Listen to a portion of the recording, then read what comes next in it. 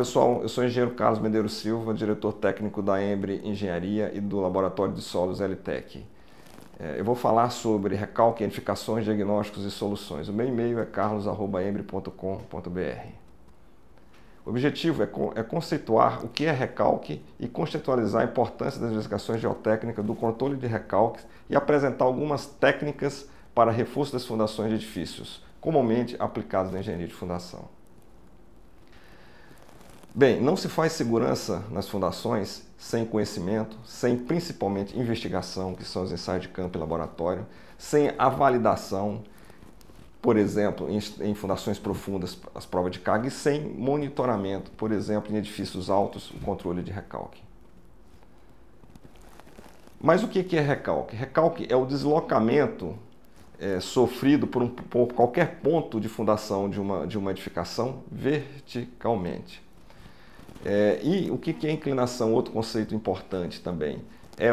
Descreve a rotação de um corpo rígido da edificação. Mas o mais importante na engenharia de fundação são os recalques diferenciais, que é a diferença de deslocamento entre dois pontos. Esses recalques diferenciais que vão provocar danos e patologias nas edificações. Lembrando que qualquer edificação recalca. Por exemplo, vocês podem verificar à sua esquerda uma curva tensão deformação e observem que, independente do carregamento, do porte da obra e do tipo de fundação, essas fundações vão recalcar. O importante é recalcar dentro de valores aceitáveis. Falando um pouquinho sobre sinistros de edificações, trago para vocês alguns dados das seguradoras. Por exemplo, 40% dos danos provocados e bancados pelas seguradoras estão relacionados a ausências, insuficiências e qualidade dos ensaios. A má interpretação dos ensaios de campo e laboratório corresponde a 35%. Então vocês verificam que aquilo que é mais barato na engenharia de fundação, que são os ensaios de campo e laboratório, corresponde a quase 75% dos danos e sinistros ligados às edificações ligados à engenharia geotécnica. E apenas 25% estão ligados à qualidade da execução e da teorização dos materiais. Temos que lembrar que problemas na fase de investigação geotécnica correspondem à grande maioria dos problemas de patologia das fundações. Ou seja, investir em ensaios de campo e laboratório é fundamental para se mitigar os riscos de recalques acima dos aceitáveis. O planejamento da campanha de investigação geotécnica deve considerar as características das obras e suas condicionantes geológicas geotécnicas. Isso é um princípio normativo. Na engenharia de fundações brasileiras, basicamente, os ensaios estão restritos a dois tipos de sondagens. As sondagens a percussão e as sondagens rotativas ou sondagens mistas. Mais recentemente, passou-se a aplicar os ensaios geofísicos, os ensaios sísmicos. Aí, no caso, vocês podem ver, através da velocidade da onda no maciço de rocha, a delimitação do pedólito, o solo propriamente dito, do saprólito, a rocha alterada, e da rocha propriamente dita. Entretanto, você não consegue delimitar qual a resistência desses materiais. Outro ensaio que também tem sido utilizado na engenharia de fundação são os ensaios geofísicos, que, através da resistividade dos materiais existentes no maciço de solo e rocha, você pode tentar identificar o que é rocha e o que é solo. Entretanto, mais uma vez, você não consegue determinar a resistência desses materiais.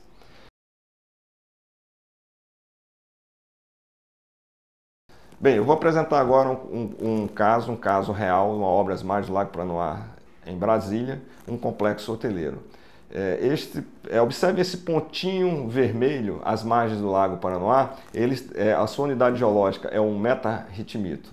E o que é um meta-ritmito? Se a gente for no corpo geológico, vocês podem observar, dando um zoom no que está escrito ali, que esse meta-ritmito ele apresenta camadas de quartzitos, bisnagas de quartzitos com espessuras variáveis de até 3 metros, com um problema: muitas vezes essas bisnagas estão envoltas de solo mole e fundações assentes nesse horizonte correm riscos de recalque.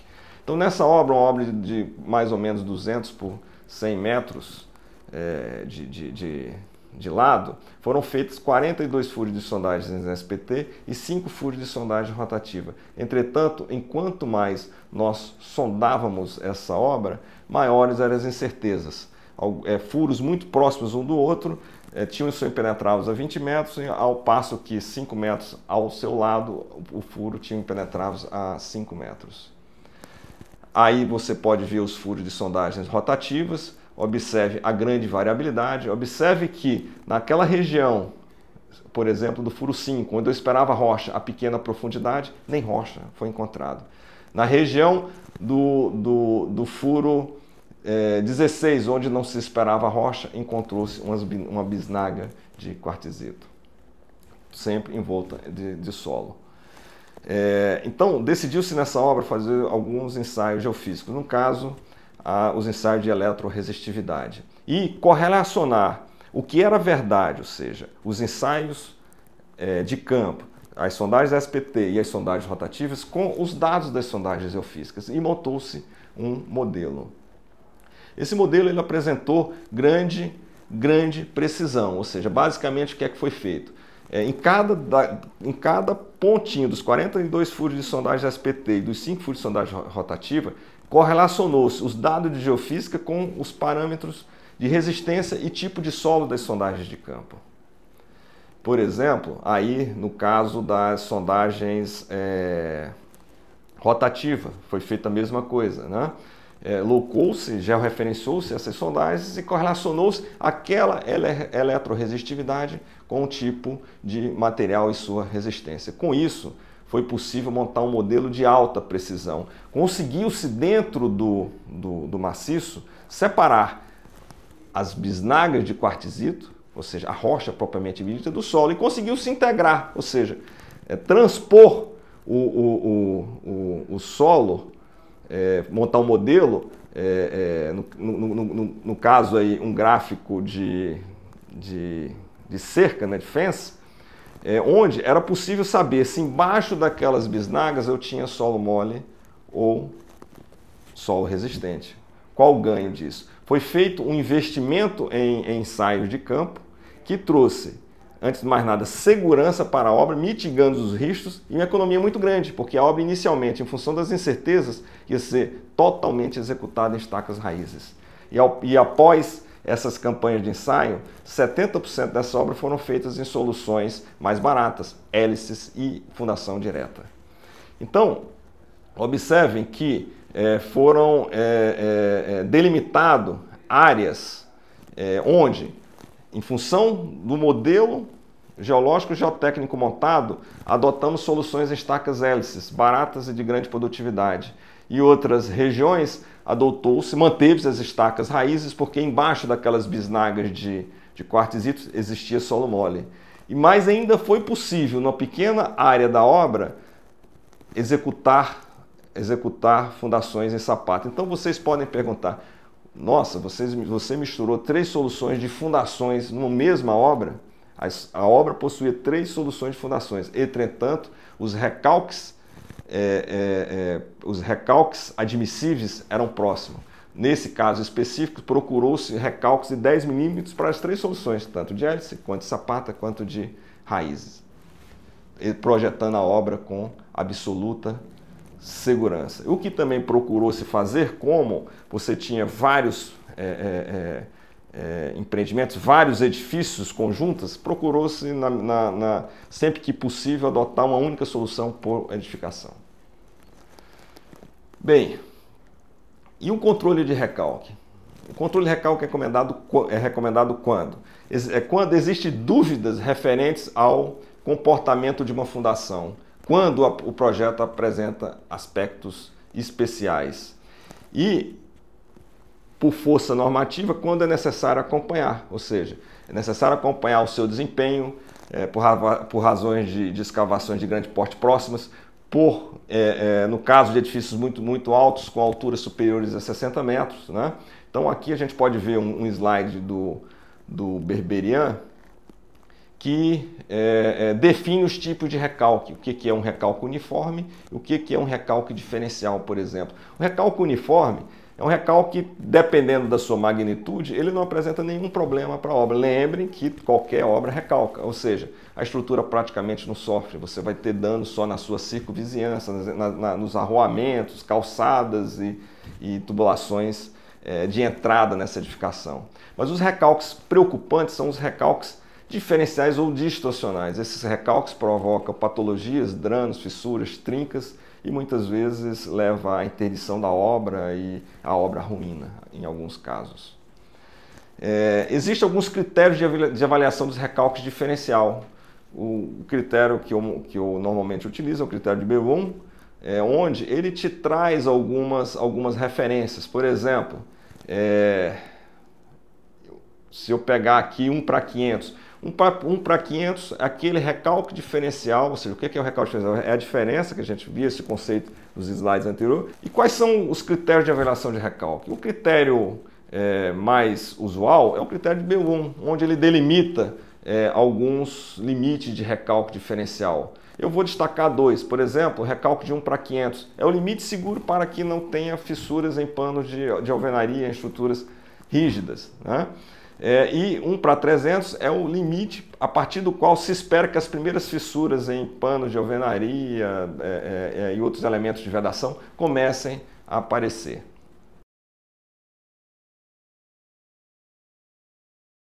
Bem, vou apresentar agora um caso real, um recalque de uma estação elevatória, onde nós monitoramos 6 pilares e um ponto na adutora de entrada na estação elevatória. Esta é uma obra de mais de 30 anos que de um dia para o outro começou a apresentar recalques. O que a gente tem que entender é que obras muito antigas que passam a apresentar recalques de um dia para o outro, muito provavelmente esses recalques foram provocados por alguma situação nova na circunvizinhança ou dentro da própria edificação. E que nova situação foi essa?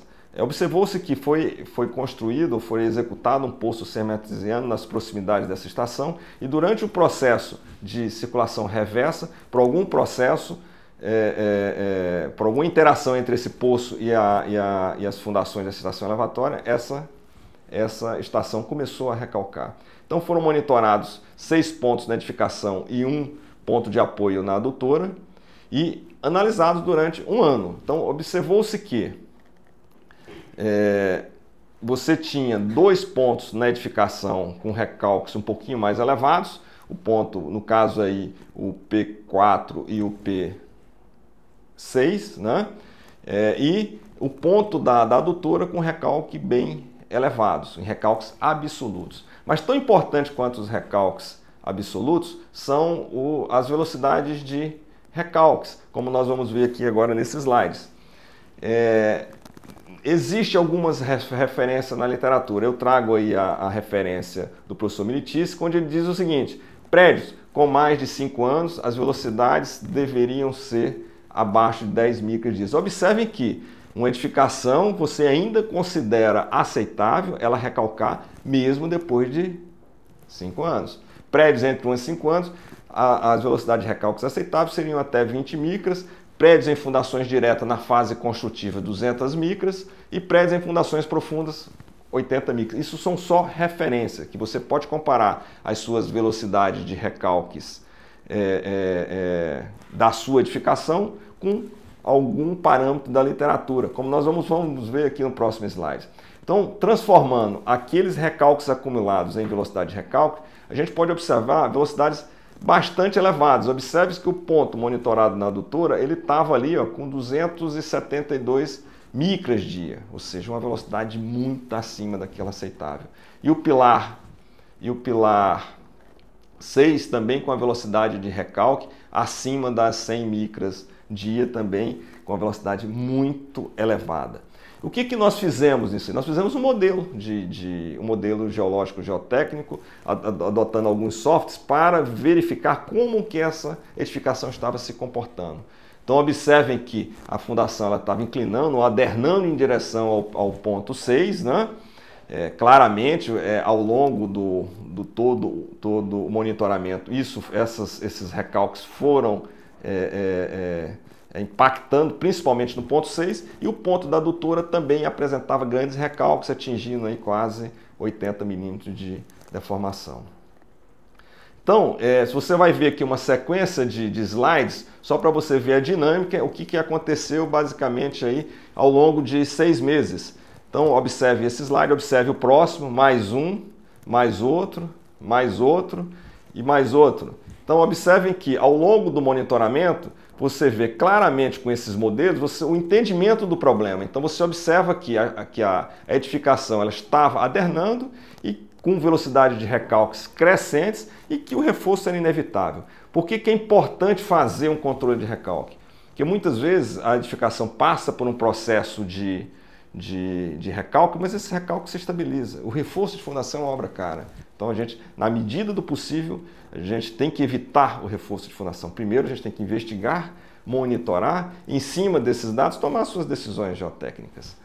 Então, observem que, por exemplo, por que aquele ponto 6 estava recalcando um pouquinho mais? Ao se fazer o modelo geológico geotécnico, ou seja, essa obra, ela teve na sua circunvizinhança 6 furos de sondagens rotativos e alguns furos de sondagens NSPT. Foi feito um modelo geológico geotécnico e onde observou-se que aquela fundação do elemento 6, do pilar 6, estava assente num solo de menor resistência. Consequentemente, em função do carreamento de materiais provocado pela circulação reversa no poço artesiano, ele recalcou mais.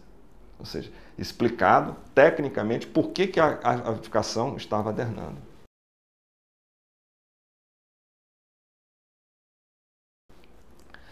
E o reforço de fundação? O reforço de fundação ele tem que ser escolhido pela disponibilidade e acessibilidade dos equipamentos. Não adianta a gente nós indicarmos uma solução de fundação que você não tem equipamento, nem os equipamentos têm acesso à obra, pelos prazos disponíveis, ou seja, muitas vezes você tem solução de reforços mais baratas, entretanto você não tem prazo para execução desse reforço e pelo custo, evidentemente, né?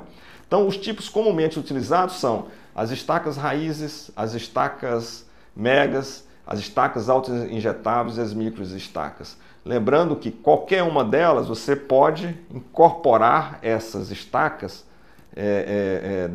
colocando ela em carga.